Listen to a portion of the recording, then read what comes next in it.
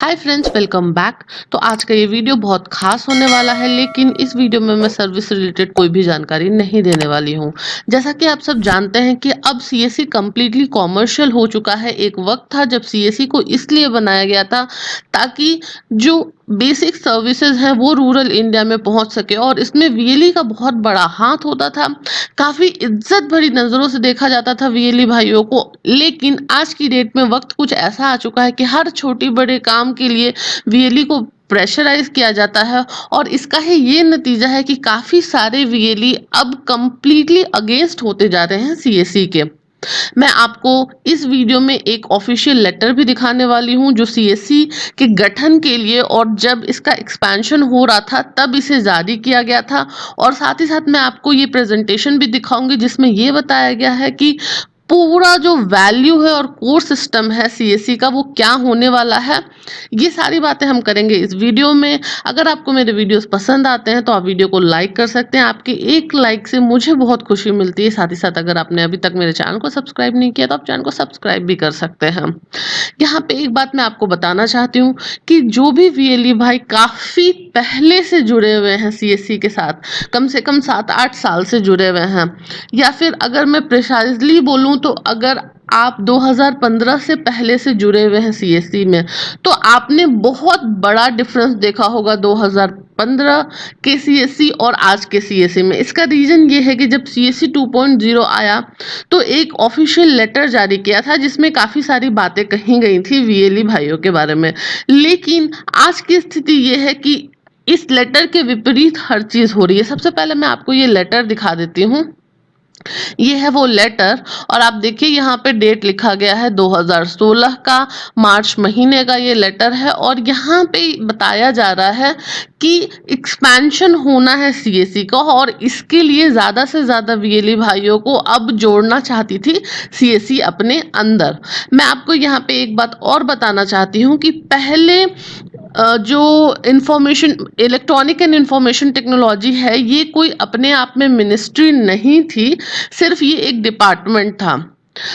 इन्हीं कुछ दिनों में हुआ कुछ ऐसा था कि डिपार्टमेंट से इसको एक मिनिस्ट्री बना दिया गया था, और इसके बाद ही वीएलई भाइयों के ऊपर थोड़ा सा प्रेशर भी बढ़ना शुरू हो गया था। मैं आपको पहले ये लेटर दिखा देती हूँ जहाँ पे ये लिखा गया है कि this envisage the expansion of CSC network by setting up 2.5 lakh CSCs at the rate of 1 CSC in every panchayat.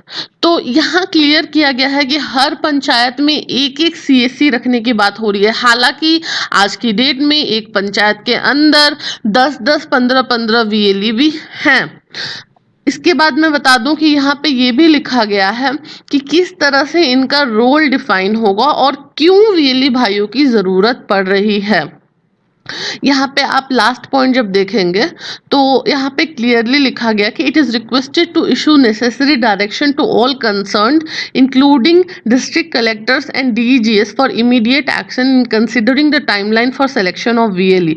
तो यहाँ पे सिलेक्शन की बात हो रही है वीएलई की। हालांकि आज की डेट में ऐसा है कि किसी को भी वीएलई बना दिया जा रहा है। शायद थोड़े वीएलई भाइयों को ये बुरा लग सकता है, लेकिन कुछ लोग ऐसे होते हैं जो ऑपरेटर का काम करते हैं किसी वीएलई के अंदर, वहां से काम सीखते हैं और उसके बाद फिर वो खुद ही वीएलई बन जाते हैं। इसमें कोई बुराई नहीं है, लेकिन यहाँ पे कोई सिलेक्शन क्राइटेरिया नहीं है।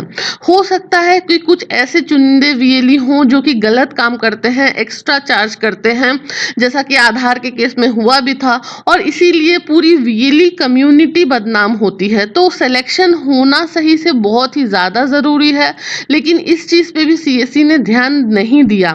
ये पूरा लेटर चाहिए तो मैं आप लोगों को सेंड कर सकती हूँ या फिर इसको लिंक कर सकती हूँ। अगर आप लोग बोलेंगे तो आप लोग अगर इसको पढ़ेंगे तो देखिए इसमें लिखा गया है क्लियरली ये चीज़ भी कि सेटअप करने का रीज़न ये है कि जितने भी पब्लिक सर्विसेज हैं उसको रूरल इंडिया तक ले जाया जाए। यहाँ पे आप पढ़ सकते हैं कि in order to make the public services accessible for all rural citizens. तो यही इसका कारण था। काफ़ी अच्छा लेटर है ये, काफ़ी इन डिटेल में चीज़ें लिखी गई हैं, लेकिन मुद्दा ये है कि आज की डेट में क्या ऐसा सच में हो रहा है? नहीं, आज की डेट में हर एक बात पे वीएलई को थ्रेटन किया जाता है कि आपकी आईडी बंद कर दी जाएगी, आप ये सर्विस करो, वो सर्विस करो, और अगर आप ऐसा नहीं करते हो तो फिर आपको जो डीएम है, डीआई है, उनके सिर्फ चक्कर लगाने होते हैं, उनसे मिन्नतें करनी होती है। अगर आप अपना पेमेंट मांग लेते हो या फिर ग्रुप में एक सवाल कर लेते हो तो बस आपको ग्रुप से निकाल दिया जाता है और आपका पेमेंट भी ब्लॉक कर दिया जाता है।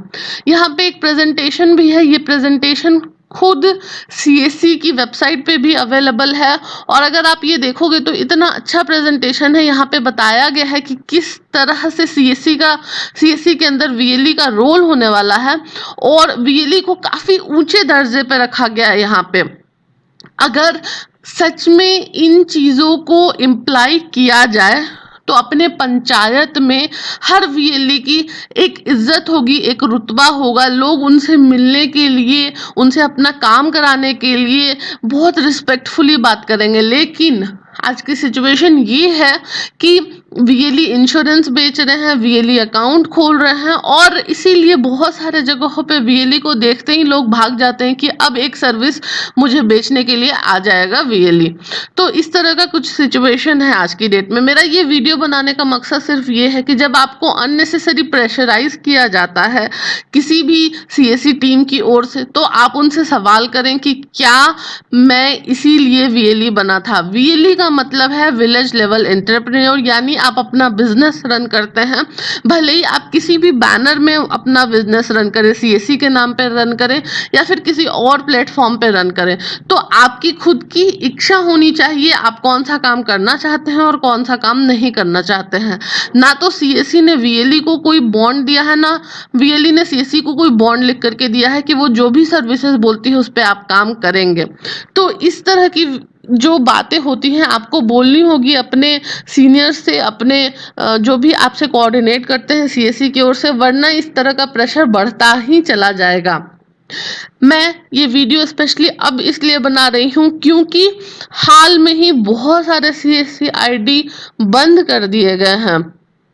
आप लोगों को हमेशा ये लगता है कि ये सिर्फ एक धमकी है और आईडी बंद नहीं होती है, लेकिन ऐसा बिल्कुल भी नहीं है। बहुत सारी सीएससी आईडी बंद कर दी गई है, और इसका रीज़न यही है कि जो भी आपको बताया गया था, जिस तरह से कि अगर आपको आयुष्मान कार्ड बनाना है या फिर अगर आपको ट्रांजैक्शंस करने को कहा जा रहा है और अगर आप उस क्राइटेरिया को फुलफिल नहीं कर रहे हैं तो इस तरह के स्ट्रिक्ट एक्शन लिए जा रहे हैं। तो मुझे लगता है कि as a businessman, as an entrepreneur, हमको ये हक मिलना चाहिए, हमको ये आज़ादी मिलनी चाहिए कि हम कौन से डायरेक्शन में काम करना चाहते हैं, कौन से डायरेक्शन में काम नहीं करना चाहते हैं। आप लोग जो भी काफ़ी समय से जुड़े हुए हैं सीएससी से, मुझे अपना वैल्यूएबल फीडबैक ज़रूर दीजिएगा यहाँ कमेंट बॉक्स में। और मैं एक बात यहाँ पे एडिशनली आपको ये भी कहना चाहती हूँ कि काफ़ी सारे लोग वीएलई यूनियन के नाम पर काफ़ी मिसगाइड कर रहे हैं वीएलई भाइयों को। तो मेरी आपसे गुजारिश है कि प्लीज़ मिसगाइड ना हो। अपना भला बुरा आप अच्छी तरह से समझ सकते हैं, लेकिन जब एक ही झूठ को 100 बार बोला जाए तो वो सच लगने लगता है। इसीलिए जब भी आपको किसी भी वीएलई यूनियन या पार्टी में ज्वाइन होने के लिए कहा जा रहा है तो आप पहले से उसकी मोटिव को समझें, उसके बाद ही आप अपना कदम उठाएं। मुझे उम्मीद है कि आपको ये वीडियो बहुत पसंद आई होगी। पसंद आई तो वीडियो को लाइक कर दीजिए और चैनल को सब्सक्राइब कर लीजिए। Thank you.